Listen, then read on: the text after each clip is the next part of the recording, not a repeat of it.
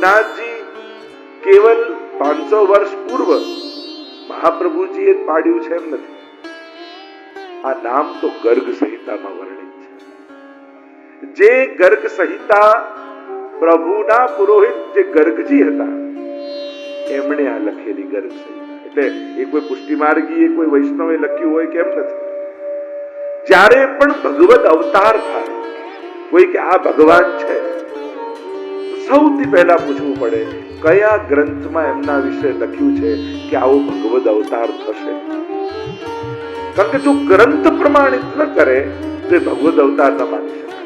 આ ભગવાનની વિભૂતિ હોય છે, ભગવાનનો તેજ પ્રભાવ એનામાં દેખાઈ શકે, પણ ભગવદ અવતાર માટેની પહેલી શરત એ છે કે એના માટે કોઈ ગ્રંથોમાં લખાયેલું.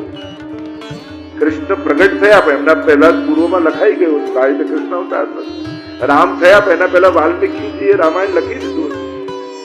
આ પૂર્વમાં એનું વર્ણન છે.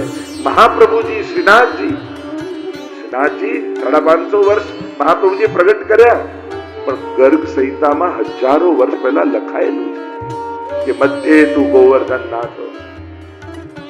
આ રીતે શૃંગાર મંડનમાં કલિયુગના 4500 વર્ષ જશે, ત્યારબાદ આ સ્વરૂપ પ્રગટ થશે ગિરિરાજજીમાંથી. એવો સ્પષ્ટ ઉલ્લેખ ગર્ગ સંહિતામાં લખેલો છે. ગર્ગ સંહિતા તો આપણે કોઈ લખી નથી, કોઈ પુષ્ટિ માર્ગીએ તો લખી નથી, કોઈ વલ્લભકુળના આચાર્ય તો લખી નથી, પ્રભુના પુરોહિતે લખેલું.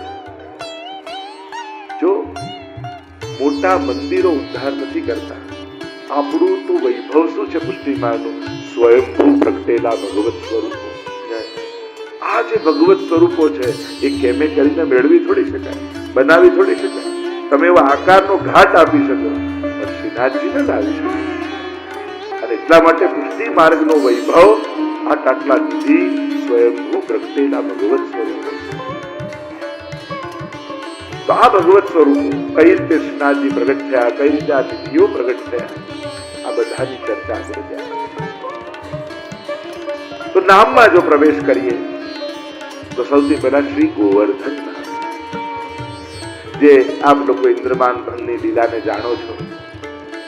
ઇન્દ્ર કોપાયમાન થયા, વ્રજ ડુબાડી દેવાની વાત થઈ, અને એવા સમયે પ્રભુએ શ્રી ગિરિરાજ ગોવર્ધનને ધારણ કર્યા.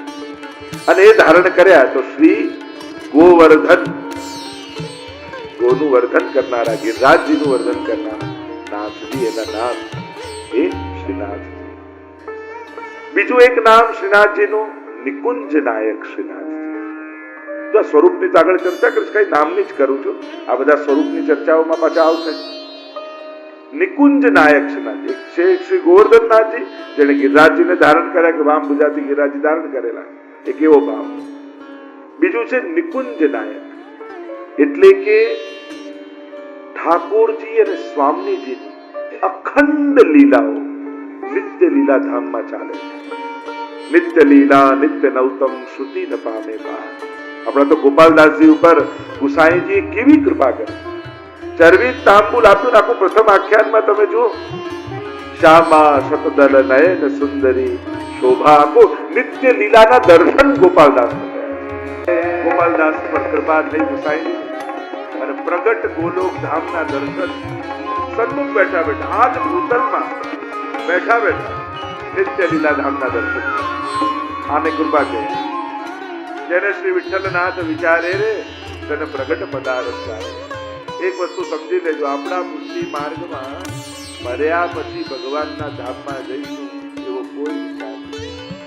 આપણે ત્યાં તો વિચાર છે કે જીતા જીવંત એ ધામનો અનુભવ ભૂતલ પર કરી લઈશું. આ પુષ્ટિ માર્ગીય વિચાર. મરીને હું કયા ઘણી વાર મૃત્યુ સુધારવાની ચિંતામાં જીવન સુધારવાનું ભૂલી જઈએ. ઘણી વાર લોકોની પ્લાનિંગ, મારા ગયા પછી આમ કરજો, મારા ગયા પછી. અરે છો ત્યારે જ કરી લો ને. ગયા પછી જે થશે કરશે એનું પુણ્ય. આપણી આંખે જોઈને જાઓ ને, આપણે કરીને જાઓ.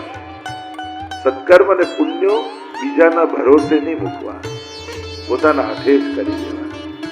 કારણ કે જેના ભરોસે મૂકી ગયા ને એનું મન નાનું નીકળ્યું તો, એના વિચાર જુદા નીકળ્યા તો. મનને લોજિક આપવામાં ક્યાં વાર? હવે આટલું બધું કરવાની ક્યાં જરૂર છે? પેલા તો ભલે કહી ગયા, આપણે તો આટલામાં જ કરી નાખો. એવું થાય ઘણી વાર. મૂળ ઈચ્છા કોઈને હોય, પણ જેના દ્વારા થતું હોય એના મનમાં ના હોય. અને એટલા માટે પુણ્ય, ભક્તિ, સત્કર્મ બને તો કોઈના ભરોસે છોડવા. કોણ જાણે કોઈ કરે ન કરે, આપણા મનનું મનમાં રહી જાય. આપણે તો આપણા હાથે કરીને જોયું, આપણા જાતે કરીને જોયું, આપણી આંખે જોઈને નથી, જાતે કરી ગયા એનો આનંદ લેતા લેતા નથી. પેલા કરશે કે નહીં એવા ચિંતામાં દેહ છોડવો, એના કરતા આપણે કરી ગયા એવા આનંદમાં ન કરી જઈએ. જો લઈ જવાના કાંઈ નથી, બીજું શું લઈ જવા? તો લઈ નથી જવાના, કંઈક મૂકીને તો જાઓ. સારું, દુનિયામાં કોઈ સ્કૂલ મૂકી જાઓ, કોઈ હોસ્પિટલ મૂકી જાઓ, કોઈ મંદિર મૂકી જાઓ, કોઈ સેન્ટર મૂકી. લઈ નથી જવાના તો બધાને ખબર છે. તમે મૂકી શું ગયા એમાં તમારું જીવન નક્કી થાય છે. તમારી જીવનની યાત્રા એમાં નક્કી થાય છે કે આ માણસ મૂકીને શું કરે. અને એટલા માટે થોડાક જીવનના ગણિત આ સત્સંગમાં બદલાવા જોઈએ. ચિંતા નહીં કરજો શું લઈ જઈશ, શું સાથે આવશે એનું બહુ ન વિચારતા. શું મૂકી જઈશ આ દુનિયામાં એનું ચિંતન કરજો. આપમેળે પુણ્યમાં તમે પ્રવૃત્ત થઈ જશો. જે ચર્ચા કરી રહ્યા છીએ નામ, રૂપ, લીલા અને ધામ, એની જે ચર્ચા થઈ રહી છે, તો પ્રભુનું નામ નિકુંજ નાયક શ્રીનાથજી, એટલે કે નિત્ય જે ગોલોક ધામની નિકુંજ છે.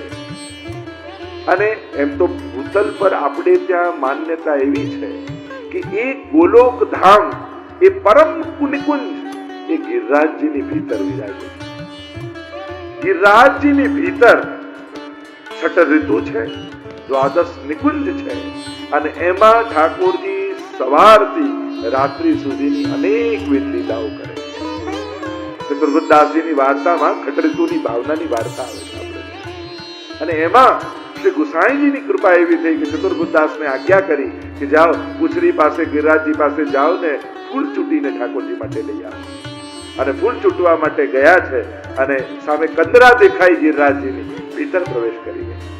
અને જતા જતા જતા જતા અંદર અંદર અંદર અંદર અંદર ક્યાંય ભીતર ગયા, અને અવાક થઈને જોયું સુવર્ણનું સુંદર સિંહાસન છે. ઠાકોરજી અને સ્વામીજી યુગલ બિરાજે, અનેક ગોપીજનો પંખા આદિની સેવા કરી રહ્યા છે. અને જ્યાં ચતુર્ભુજદાસજીને જોયા યુગલ સ્વરૂપે, એટલા પ્રસન્ન થયા. આખો પ્રસંગ આવે છે અને કહ્યું કે પ્રભુ આ ભૂતલ પર રહેલા જીવને આપની આ લીલાના અનુભવ કઈ રીતે થાય, કેમ કરીને અનુભવ કરે? તો કે ભૂતલ પર અમે ષટ સંપત્તિ રાખેલી છે, એમ પ્રભુ બોલ્યા. અને આમાંથી કોઈ એક વસ્તુનો, એક તત્વનો પણ આશ્રય કરશે તો એને પ્રગટ લીલાના દર્શન થશે. આ ષટ સંપત્તિ કઈ છે? તો એમાં પહેલું કહ્યું શ્રીનાથ. જ્યારે શ્રીનાથજીમાં પ્રીતિ થશે અને શ્રીનાથજી જો કૃપા કરશે તો આ ભૂતલ પર જ એને નિત્ય લીલાલાભનો અનુભવ થશે. બીજું કહ્યું શ્રી મહાપ્રભુજી, શ્રી યમુનાજી, વલ્લભકુલ. એક કહ્યું શ્રીમદ ભાગવત. શ્રીમદ ભાગવત પણ એ સંપત્તિમાંની એક સંપત્તિ છે. જો એનો આશ્રય જીવ કરશે તો આ જ દેહથી ભૂતલ પર નિત્ય લીલાનો એને અનુભવ થશે. તો અત્યારે એમાં વિસ્તારમાં નથી જતો એ પ્રસંગમાં, પણ મૂળ વાત, કહેવાની વાત એ છે કે નિકુંજ નાયક શ્રીનાથજી કહેવાય. નાયક એટલે અધિષ્ઠાતા, અને નિકુંજના એટલે કે ગિરિરાજની ભીતર જે દ્વાદશ 12 નિકુંજ માનવામાં આવે. ઋતુ પ્રમાણેની નિકુંજ છે, અને નિકુંજો બે બે હોય. એક ઋતુની 2 કુંજ હોય, એક મણિમય અને એક પુષ્પમય. એવી એક એક ઋતુની 2 કુંજ, એવી દ્વાદશ નિકુંજ. અને આ દ્વાદશે નિકુંજના નાયક એ આ શ્રીનાથજી છે. એટલે એમનું એક નામ નિકુંજ નાયક શ્રીનાથ. અને એ પોતાના નિકુંજના દ્વાર ઉપર ક્યાં ટાળા છે? ગિરિરાજજીની કંદરા છે ને, એ નિકુંજ છે, એની બહાર ઉભા રહી દ્વાર પર આવી શું કરી રહ્યા છે? આપણને બધાને ઈશારો કરે. શું કરે?